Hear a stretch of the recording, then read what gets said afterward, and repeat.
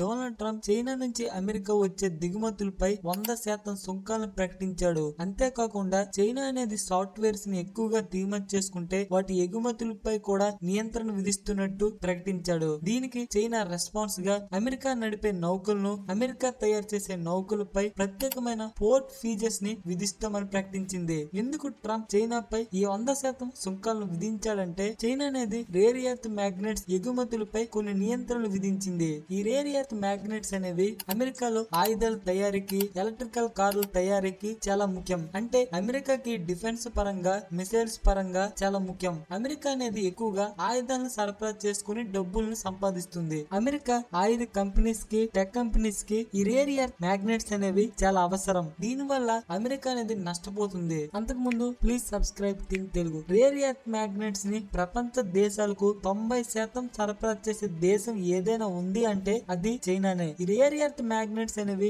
Electrical vehicles లో, defence పరంగా, air space పరంగా, హైటెక్ పరంగా చాలా కీలకం. ఈ రేర్ ఎర్త్ మ్యాగ్నెట్స్ లో చైనాకి పోటీయే లేదు. చైనా అనేది ఈ రేర్ ఎర్త్ మెటల్స్ తో మ్యాగ్నెట్స్ ని తయారు చేస్తుంది. ఈ మ్యాగ్నెట్స్ అనేవి ఆటోమొబైల్ రంగంలో అంటే కార్ల తయారీకి, మనం స్పీడ్ గా వెళ్తే ఆ స్పీడ్ కంట్రోల్ చేయడానికి ఈ అయస్కాంతాలు అనేవి చాలా యూజ్ అవుతాయి. అంటే చైనా అనేది ప్రపంచాన్ని ఈ రేర్ ఎర్త్ మ్యాగ్నెట్స్ తో శాసిస్తుంది. అసలు అమెరికా చైనా ట్రేడ్ వార్ ఎప్పుడు స్టార్ట్ అయింది? రెండోసారి అధికారంలోకి వచ్చిన ట్రంప్ చైనా అనేది ఎక్కువగా డ్రగ్స్ ని అమెరికాకు పంపిస్తుందని ఆరోపిస్తూనే 2025 ఏప్రిల్లో ట్రంప్ అనేవాడు అన్ని దేశాల ఎగుమతులపై ప్రాథమికంగా 10%, ఎక్కువగా 30% సుంకాలను విధించాడు. భారత్ పై 25% సుంకాలను విధిస్తే రష్యా నుంచి చమురు కొనుగోలు చేస్తుందనే కారణంతో మరో 25% పెంచి 50% చేసేశాడు. ఇప్పుడు చైనాపై 30% సుంకాలను ప్రకటిస్తే దానికి చైనా కూడా అమెరికా ఎగుమతులపై సుంకాలను విధిస్తే దానికి అమెరికా 145% సుంకాలను చైనా ఎగుమతులపై విధించింది.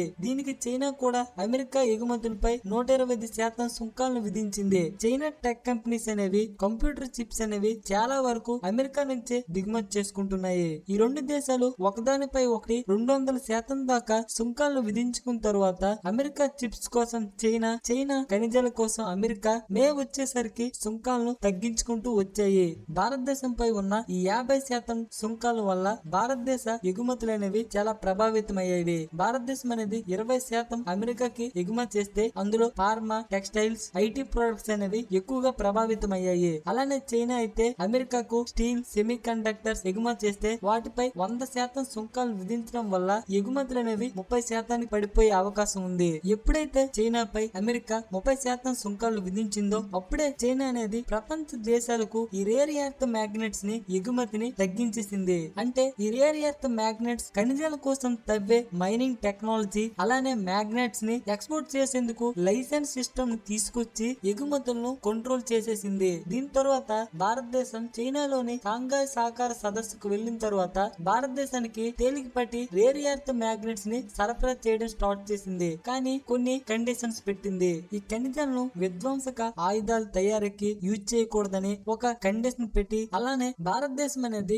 వాషనరీ అరేంజ్మెంట్ ఫ్రేమ్ వర్క్ విధానాన్ని ఫాలో అవుతుంది. ఇందులో 42 దేశాలు భద్రత కోసం, సాంకేతిక నియంత్రణ కోసం ఈ దేశాల మధ్యన ఏవైనా వస్తువులను, సాంకేతికతను సరఫరా చేసుకోవచ్చు. దీంట్లో అమెరికా కూడా ఉంది, కానీ చైనా లేదు. అందుకే చైనా అనేది భారతదేశం అనేది తమ దేశంలోనే ఈ ఖనిజాలను ఉపయోగించుకోవచ్చు, కానీ ఇంకొక దేశానికి ఎగుమతి చేయకూడదని ఒక కండిషన్ పెట్టింది. అమెరికా అనేది పాకిస్తాన్ తో రేర్ ఎర్త్ ఖనిజాల ఎగుమతి ఒప్పందం చేసుకోవడం.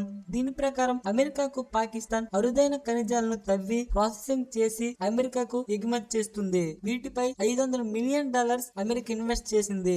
భారత్ అనేది ఇప్పటి వరకు అమెరికాతో $80 బిలియన్ గల వాణిజ్యాన్ని చేసుకుంది. అది కూడా అమెరికా భారతదేశంపై 50% సుంకాలను విధించిన ఇప్పుడు చైనాపై మొత్తం సుంకాలు 130% చేరుకోవడంతో భారతదేశం అమెరికా వాణిజ్యం పెరిగే అవకాశం ఉంది. భారతదేశం అమెరికా వాణిజ్యం పెరిగినా ఇప్పటికే 50% సుంకాలు ఉండడం వల్ల ఇవి చర్చల ద్వారా తగ్గించుకుంటే భారతదేశ అమెరికా వాణిజ్యం అనేది ఇంకా ఎక్కువ అవుతుంది.